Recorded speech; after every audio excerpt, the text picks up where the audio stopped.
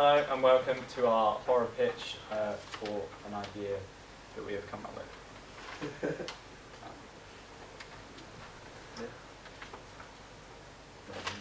Right, so basically, this is our mind map for the horror. So, as you can see, our type of form, we're going to have a villain, but he's going to be a slasher serial killer instead of the others that we've named. Obviously it's going to contain loads of gore in it, but I don't think it's going to be body parts lying around, so I'm not going to do it on the camera. There will be brutal deaths, of course, but our theme is kind of like madness, isn't it? Instead of the good versus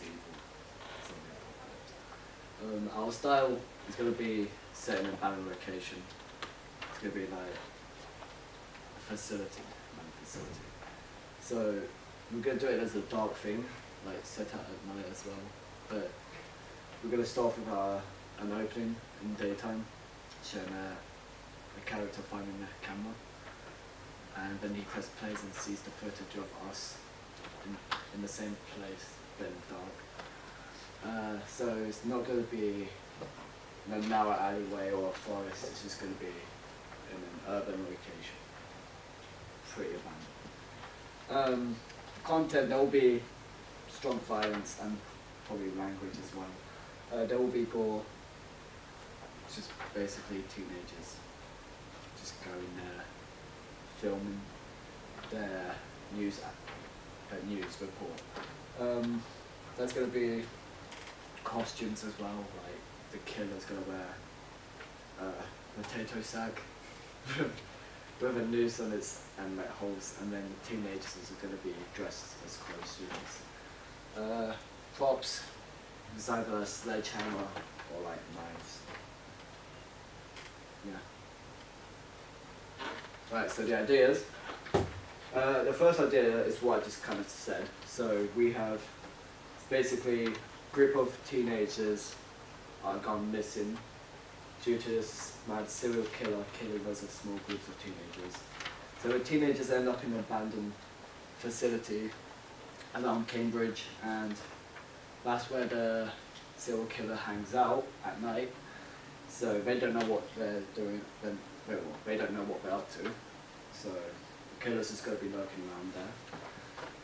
So the style of and the type of filming is basically we're going to have point of view cameras, so we're going to have like GoPros on us, and like it's going to be like a live action filming instead of like cameras around each corner, like, so basically we're kind of first person.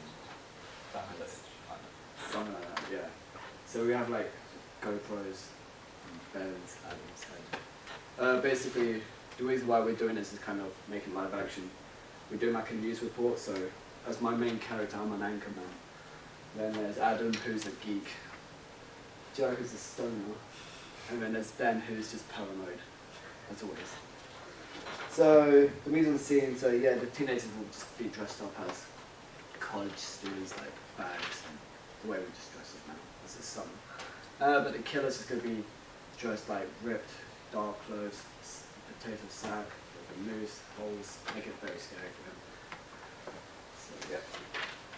So the second idea was my individual original idea. It's basically a killer in the forest and teenagers doing a group of a project for themselves for the class.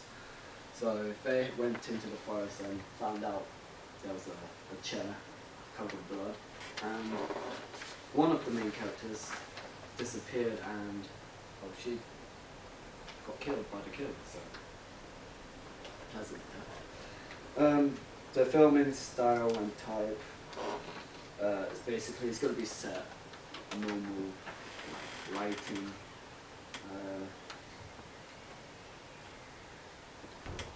So the teenagers are like, well, they're just doing what they normally do, like they go to college, study, while the killer is in the forest killing teenagers who come across by it. So the genre is horror slasher, bit of thriller.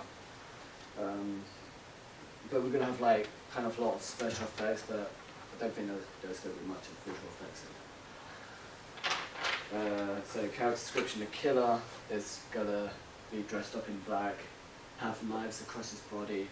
He's going to wear a creepy mask with like blood splattered all over it, and then the teenager college people just wearing their clothing as they represent themselves in college.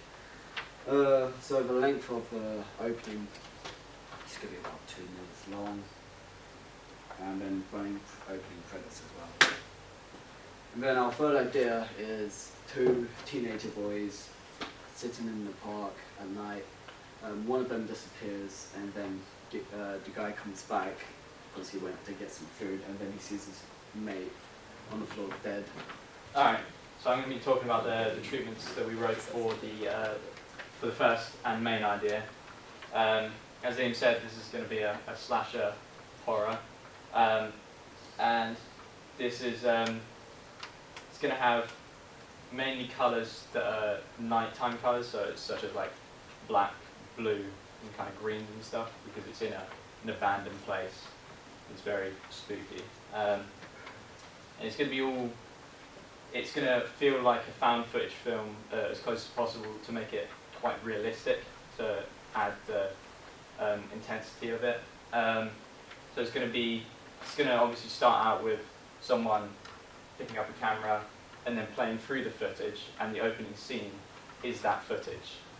And then the rest of the film will just be all from a camera's perspective.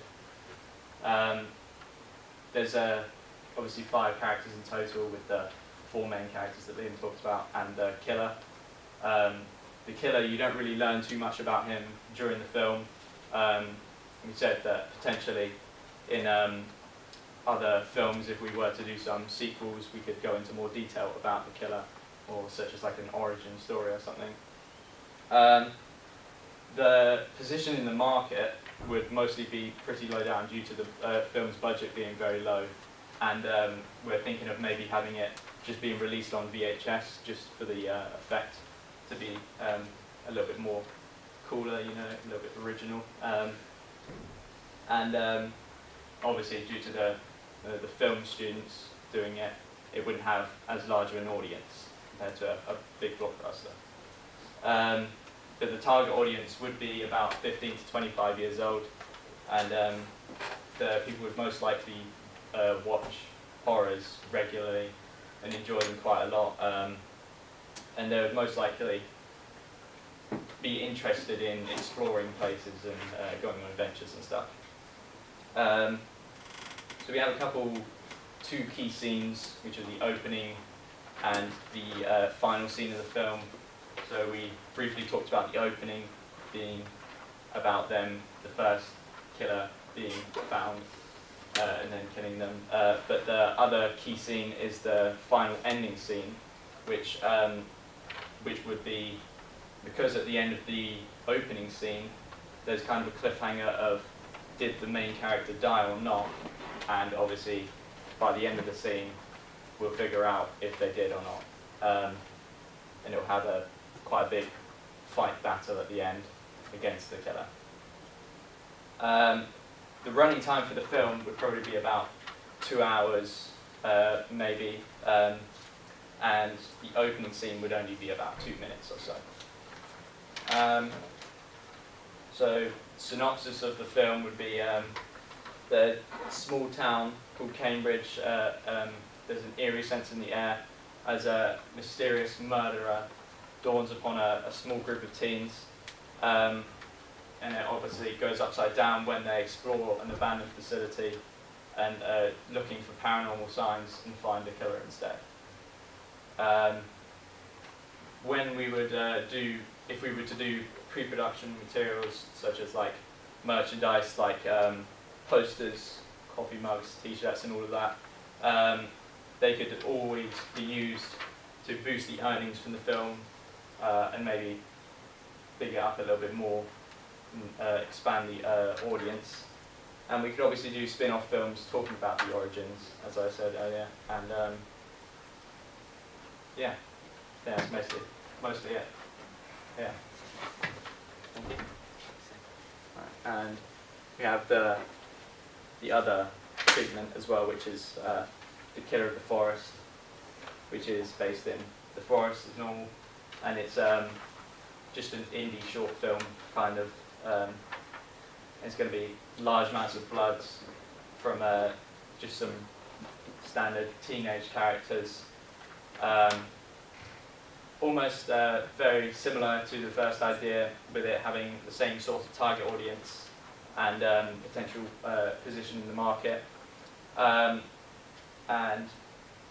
an opening scene, a key scene for the film would be the opening, which is where, obviously as Liam said, someone is being chased by the killer, and we see a quick little glimpse of the killer and what he's like, and then it goes into the main film. So the format would probably be in IMAX, as it's quite good quality, and it would give it a cinematic feel towards the film.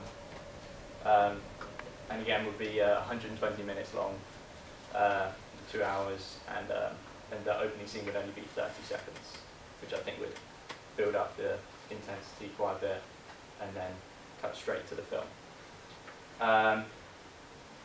Yeah, I think that's most of that one. Yeah. So the first photos we chose were the abandoned buildings. That's because that's where our film's going to be set, and it also gives the viewer a sense of aloneness. Okay, so the crowbar will be the villain's weapon of choice. This is because you have to get up close and personal with the protagonist, which will hopefully make it a bit more scary for the viewer. And we've got some masks which are inspired by the villain. He's going to have a sack on his head, which gives it a sense of mystery, so we don't know who the villain is. Next one. This is our second idea. It's based in a forest, obviously, and it's going to have the stereotypical killer with either a slasher or a hammer, so you have to get up close and personal again. That's it. Right, pretty much as Alan said, it's going to open on someone finding the camera, and then it's going to cut to fan footage of the teenagers walking through the facility. They're going to be explaining what they're going to be doing, like filming a documentary on the facility. Then Liam's character is going to be messing around and then go missing, and the characters run through the facility, being chased by the killer, and get picked up one by one, and then it appears at the end in like 5 scenes. Back to Adam. That's me. Yeah, we got one Another. Okay, so this is the script portion of our presentation. So it begins with, in the morning of the abandoned facility, of a long shot of Rupert, another character, walking past the camera towards the facility. In the background we can hear a news report about missing people and an investigation going on. It then cuts to the interior of the facility, where we see a long shot of Rupert getting through the police tape and into the building, where he finds a camera laying on the floor. Then we see Rupert pick up the camera and start to play the footage, where we hear a small portion of audio from the camera. It then cuts to the actual footage on the camera, and it's a point of view camera, it's a handheld camera which Adam will be holding, and we hear him talking and saying that they're ready to film and they're going to get ready to set off in the abandoned facility. It then cuts to a different camera which I'll have on my head, which will be the GoPro, and as they're walking around, Liam will knock something over, and they'll all like get scared and turn around, and they'll see Liam laughing.